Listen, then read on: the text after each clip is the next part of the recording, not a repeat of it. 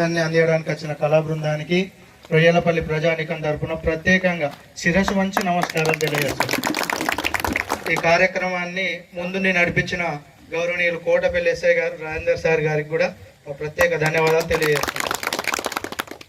చాలా సందర్భాల్లో మనం చూస్తున్నాం, గంజాయి, ధూమపానం, మద్యపానం అనేది కొన్ని జీవితాలతో చెలగటమాడుతున్నది. మనం ఈ ధూమపానం, మద్యపానానికి దూరంగా ఉండాలి. మన పేరెంట్స్ కూడా, ఒక కన్న తండ్రి మనసులో ఏమనుకుంటాడంటే వాళ్ళ కొడుకుని మొయ్యాలనుకుంటాడు. ఈ గంజాయి, మద్యపానం దీనివల్ల ఆ తండ్రి చూడంగానే కొడుకులు చనిపోయే పరిస్థితులు మనం దగ్గరుండి అన్నీ ఒకటి చూస్తున్నాం. అదేవిధంగా చాలా సందర్భాల్లో మనము మన పేరెంట్స్ని, మా వయసు వాళ్ళు ఎదిరించిన డబ్బులు తీసుకొని గంజాయి కానీ మద్యపానం కానీ ప్రతి ఒక్కదానికి అలవాటు అవుతున్నాం. అదొక్కటి బంద్ చేసుకోవాలి. మళ్ళీ అదేవిధంగా చాలా సందర్భాల్లో ఈ గంజాయికి దూరంగా ఉండాలంటే ఆధ్యాత్మిక జీవితానికి కానీ ఆటల్లో కానీ ఎక్కువ ప్రిఫరెన్స్ తీసుకోవాలి. గేమ్స్ ఆడడం వల్ల ఆధ్యాత్మిక జీవితం వెళ్ళడం వల్ల దాన్ని మర్చిపోతూ ఉంటాం. చాలా సందర్భాలలో మనం చదువుకోవాలి. చదువుకుంటేనే మన జీవితాలన్నిటి వెలుగులోకి వస్తాయి. మన తల్లిదండ్రులు వ్యవసాయం చేస్తూ ఉన్నారు, మనం వ్యవసాయం చేస్తే బాధ అనిపిస్తుంది. మనము లక్షలలో సంపాదిస్తే తండ్రికి కూడా ఒక మంచి విలువ ఉంటుంది. తల్లిదండ్రులు కూడా మంచిగా చదవాలనే మనల్ని ప్రతి విధంగా ముందుకు తీసుకెళ్తారు. వారి దగ్గర డబ్బులు ఉన్నా లేకున్నా వారు ఏదైనా అప్పులు చేసైనా చదివిపిస్తున్నారు. మేము కూడా చూస్తున్నాం. మా తండ్రి గారు చనిపోయిన తర్వాత మేము చదువుకోవడానికి మా తల్లి చాలా అప్పులు చేసింది. చదువు అనేది ఒక జీవితాలను మారుస్తూ ఉంటుంది. ప్రత్యేకంగా మన గ్రామంలో చాలామంది చదువుకుంటే బాగుపడతారు. ప్రతి ఒక్కదాన్ని కూడా మనం అర్థం చేసుకునే ఆలోచన శక్తి ఉంటుంది. ఆలోచన విధానంలో మనం మెరుగైన నైపుణ్యత వస్తూ ఉంటుంది. ఆలోచన వల్ల మనం థింకింగ్ నాలెడ్జ్ అనేది పెరుగుతూ ఉంటుంది. గ్రామ సమస్యలు కూడా మనం అన్ని చూస్తూ ఉన్నాం. సమస్యలను కూడా మనం అర్థం చేసుకోగలుగుతాం. పాతకాలం కాదు, గౌరవనీయులు మహాత్మావుడు డాక్టర్ బిఆర్ అంబేద్కర్ గారు ప్రతి ఒక్కదాన్ని ముందుగా ఆలోచించి ప్రతి ఒక్కదాన్ని మనకు ముందుకు తీసుకొచ్చిండు. దాన్ని కూడా మనం అనుసరిస్తూ వారికి అనుకూలంగా వారి ఆశయాలను ముందుకు తీసుకెళ్లే విధంగా మనం కూడా ముందుకు సాగాలి. మళ్ళీ ఒకటి ముఖ్యంగా గొడవలు పెట్టుకోవడం వల్ల ఇద్దరి మధ్య ద్వేషాలు పెరుగుతాయి. మంచిని పెంచుకోవాలి, స్నేహశీలిగా ఉండాలి, ఒక మంచి విధానంతో పోవాలి. 10 మందిని కలుపుకపోయినప్పుడే మనం బలం. రాజకీయ పార్టీలు 100 ఉంటాయి, వాళ్ళు ఎక్కడనో పోతారు, ఎక్కడనో ఉంటారు. రొయ్యలపల్లెం కదా మనం ఉండేది. మనం అందరం కలిసి కట్టుకోండి, గ్రామ అభివృద్ధి కొరకు ప్రతి ఒక్కరిని అడుగుదాం. రాష్ట్ర ప్రభుత్వం వచ్చిన తర్వాత గంజాయి కానీ మిగతా మద్యపానం యాడ్స్ కూడా టీవీలలో వద్దని చెప్పిండ్రు. ప్రభుత్వం కూడా మంచి ఆలోచన తీసుకుపోతున్నది. ప్రభుత్వం కూడా మనకు మంచి సహకారం ఇస్తున్నది. మన పోలీస్ శాఖ వారు కూడా మన ముందస్తున్నారు, ప్రతి ఒక్కదాన్ని చూస్తూ ఉంటున్నారు. మనం కూడా ప్రతి ఒక్కదాన్ని అబ్జర్వ్ చేసుకుంటూ ముందుకు సాగాలి. ఒకసారి యువత కేసులలో వస్తే వారు ఏ గవర్నమెంట్ ఉద్యోగానికి కూడా అర్హులు కాదు. అదొకటి మనం ముందుగా మంచి ఆలోచించుకోవాలి. మనం ఒక కేసు మన మీద పడ్డదంటే మనం ఏ ఉద్యోగానికి కూడా అర్హులం కాదు. ఆ విషయాన్ని ముందు పెట్టుకొని గొడవలు లేకుండా మద్యపానం, ధూమపానం, గంజాయికి దూరంగా ఆధ్యాత్మిక జీవనంతో పాటు క్రీడల్లో కూడా మంచి గుర్తింపు రావాలి. ఇక కొన్ని రోజులలో మన గ్రామంలో మంచి క్రీడా ప్రోగ్రామ్స్ కూడా కండక్ట్ చేస్తామని అనుకుంటున్నాం. అవి కూడా చేస్తాం.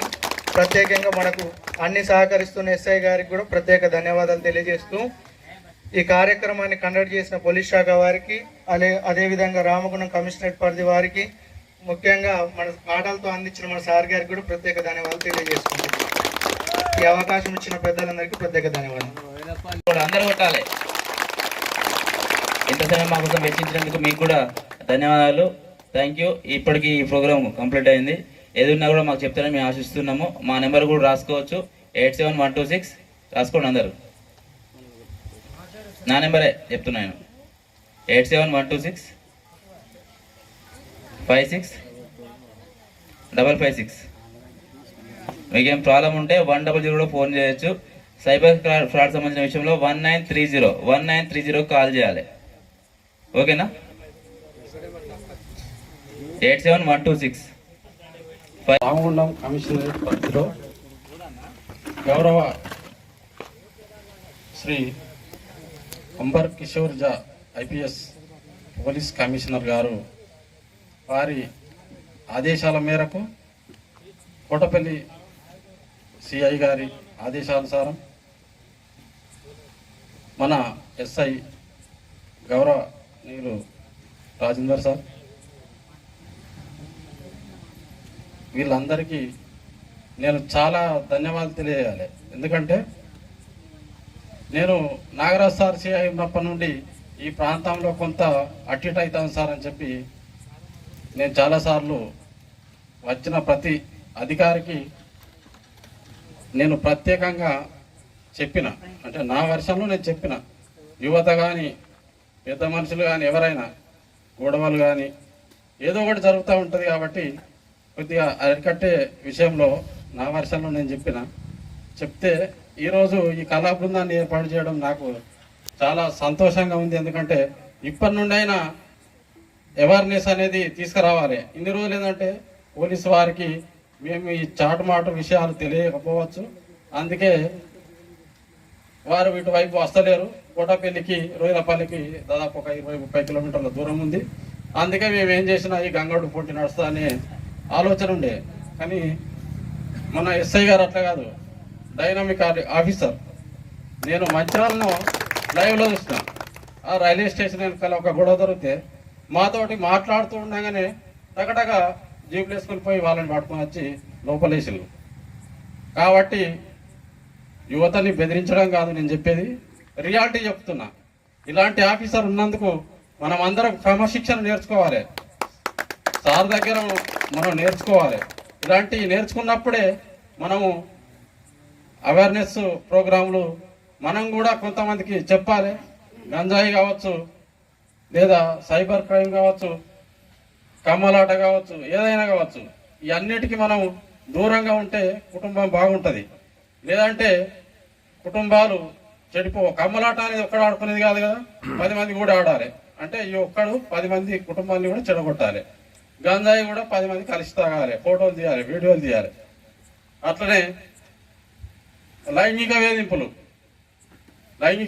మహిళలపై లైంగిక వేధింపులు కూడా చాలా మంది జైళ్ళలో పోతున్నారు, అలాంటివి కూడా. కాబట్టి ఎలాంటి చెడు వ్యసనమైనా మనం వాటికి దూరంగా ఉంటే ఎంత మంచిగా ఉంటే అంత మంచిగా ఉంటాం.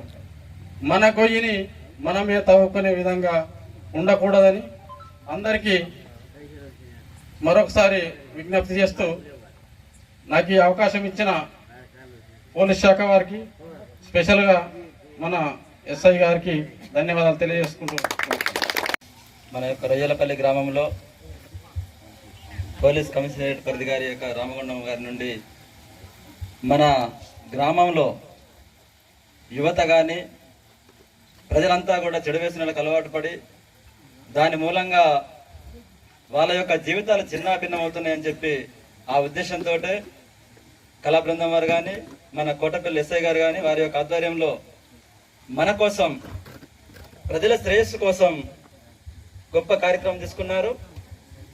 కాబట్టి ఈ యొక్క కార్యక్రమం తీసుకున్నందుకు వారికి ప్రత్యేక కృతజ్ఞాభివందనాలు తెలియజేస్తా ఉన్నాం. ఇవాళ మన వాళ్ళు కొంతమంది అనుకుంటారు, నేను మద్యం తాగి చెడిపోతే నీకేంటి, నా డబ్బులు ఖర్చు పెట్టుకొని చేసుకుంటే నీవేమి ఇస్తున్నావా, దానివల్ల నీకేంటి ఇబ్బంది, నా ఇంట్లో నేను తాగుతాను, అరుస్తాను, నా భార్యను కొడతాను, నీకేంటి ఇబ్బంది అని చెప్పి పక్క వారిని అరుస్తూ ఉంటారు. కానీ దాని వలన మనం చేసినటువంటి ఒక చిన్న పొరపాటు వలన మన కుటుంబమే కాదు, మన కుటుంబంతో పాటు మన పక్క కుటుంబం కానీ మన వీధి వాళ్ళు కానీ చాలా ఇబ్బందులకు గురవుతూ ఉన్నారు.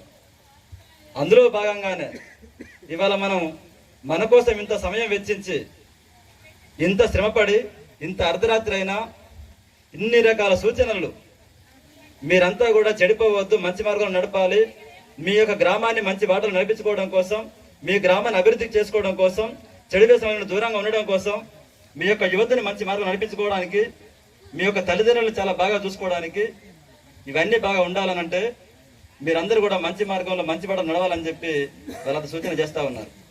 మనం వాళ్ళని ఖర్చు పెట్టి పిలవలే, మనం వాళ్ళని రమ్మని చెప్పి కోరలే, పెద్దగా సార్ రావాలి సార్ అని చెప్పి అనలే.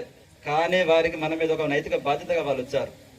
కాబట్టి మన కోసం వాళ్ళు ఇక్కడ దాకా వచ్చి ఇంత శ్రమపడి చేసినందుకు గాను ఎప్పటికైనా ఇక్కడ ఉన్నటువంటి చాలా మంది యువకులు, ఎక్కువ శాతం మంది మద్యానికి కొంత బానిసవుతున్నటువంటి పరిస్థితి కనపడతా ఉంది. పెద్దవాళ్ళు తాగారంటే వాళ్ళు పొద్దంతా పనిచేసి శ్రమించి అలసిపోయి వచ్చినప్పుడు కొద్ది గొప్ప తాగి అలసిపోయి పడుకున్నారంటే దానికి అర్థం ఉంది.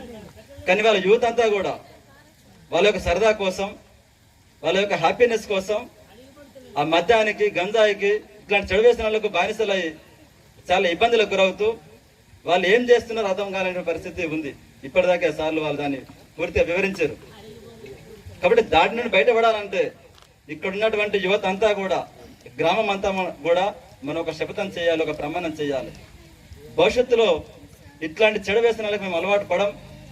మా గ్రామంలో ఎట్లాంటి చెడు వ్యసనాలు జరిగినా దాన్ని అరికట్టడం కోసం మేమంతా కలిసికట్టుగా కృషి చేస్తాం అని చెప్పి మన గ్రామం నుండి ఇంత శ్రమపడి ఇక్కడ వీళ్ళు దీన్ని ఆర్గనైజ్ చేసినందుకు మనం ఒక హామీ ఇవ్వాలి. ఎందుకంటే స్పెషల్గా మన గ్రామాన్ని తీసుకున్నారంటే మన గ్రామం పైన వాళ్ళకు ఒక దృష్టి ఉంది. గతంలో ఇలాంటి జరిగాయి కాబట్టి ఇక్కడ నుండైనా జరగకుండా ఉండాలంటే మనం వాళ్ళకు సరైన విధంగా గైడెన్స్ చేయలేకపోవడం, చెప్పకపోవడం దీనికి ఒక ప్రధాన కారణంగా ఉంది. కాబట్టి ఈ చెప్తేనన్నా ఇక్కడ నుండి వాళ్ళ భవిష్యత్తులు మార్చుకుంటారు, చెడు వ్యసనాలకు దూరంగా ఉంటారని చెప్పి ఈ కార్యక్రమం ఏర్పాటు చేస్తారు. కాబట్టి అట్లాంటి వాటి జోలికి పోకుండా మనం అందరం ఉండాలనంటే కొంత బెల్ట్ షాపులు ఇది కొంత నడుస్తూ ఉంది. కిరాణా షాపులలో కానీ కొంత వాళ్ళకు దొరకడంతో అది కూడా కొంచెం ఇదవుతా ఉంది. కాబట్టి యూత్ అంతా కూడా దాన్ని నివారించినటువంటి పద్ధతులలో కొంత వాటికి దూరంగా ఉంటూ మన జీవితాలు 60-70 సంవత్సరాలు బతకాల్సిన జీవితాలు 20-30 సంవత్సరాలకి అంతరించిపోతుంటే మన మీద పెట్టుకున్నటువంటి తల్లిదండ్రుల ఆశలు అడగంటిపోతా ఉన్నాయి. కాబట్టి దాని అందరి కోసమైనా మనకు వచ్చినటువంటి మన తరానికి మనం ఒక వారసత్వంగా అందించడం కోసం మనమంతా కూడా కలిసికట్టుగా ఉంటూ ఎట్లాంటి రాజకీయ ప్రలోభాలకు మనం ఇది కాకుండా అందరం కలిసికట్టుగా ఉంటూ ఊరి అభివృద్ధి కోసం, మన గ్రామం అంతా కూడా కలిసికట్టుగా ఉండడం కోసం మనం అందరూ కృషి చేయాలి. కాబట్టి మీరందరూ కూడా ఎస్ఐ గారికి మీరు ఒక హామీ ఇస్తారని చెప్పి నేను భావిస్తా ఉన్నాను. ఇప్పుడే చెప్పినట్టుగా మనమంతా కూడా ఎట్లాంటి ప్రదేశాలకు వెళ్ళము, పోతే దానికి పూర్తి బాధ్యత మాదే అంటూ యువత అంతా కూడా ముందుకు రావాలని చెప్పి నేను మీ అందరి తరఫున ఎస్ఐ గారికి నేను విజ్ఞప్తి చేస్తా ఉన్నాను. కాబట్టి మీరందరూ చెడు వ్యసనాలకు వెళ్ళకుండా ఉంటామని చెప్పి యువత అంతా ఒకసారి మీరు హామీ ఇవ్వగలుగుతారా?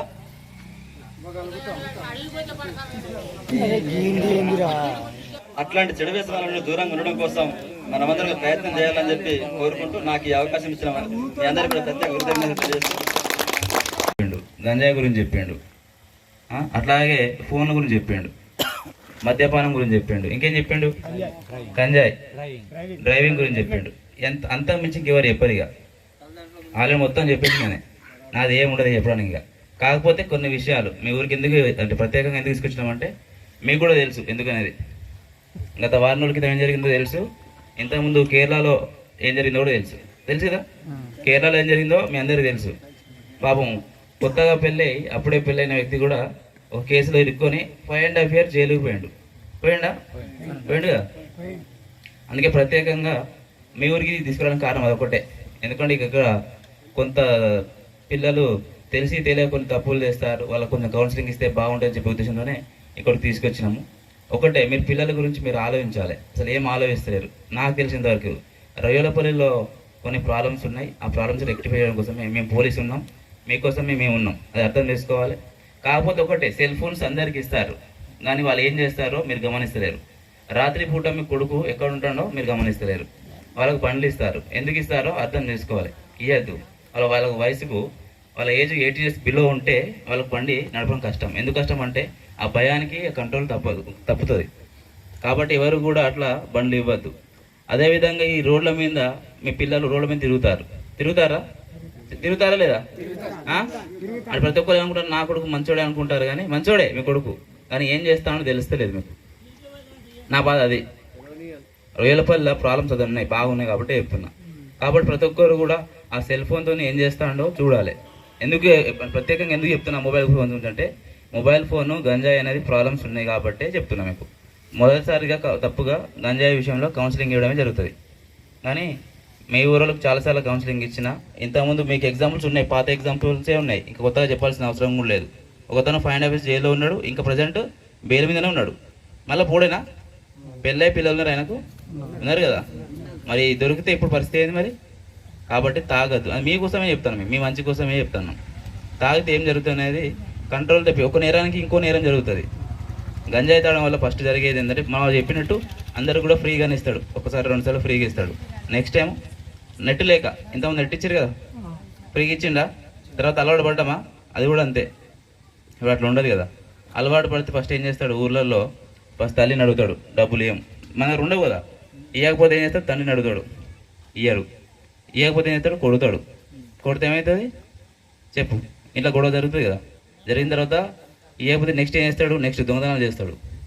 దానికి అలవాటు పడతాడు. అలవాటు పడి చిన్న నుంచి పెద్దగా మెల్లమెల్లగా పెద్దగా అవుతాయి. ఆడపిల్లల్ని ఆ టైంలో ఏం చేయాలో అంటే ఏం చేస్తాడో తెలియదు, కంట్రోల్ తప్పుతాడు. జస్ట్ మనం ఇంట్లో ఒక మంది తాగితేనే తండ్రి భార్యని తిడతాడు, అవునా?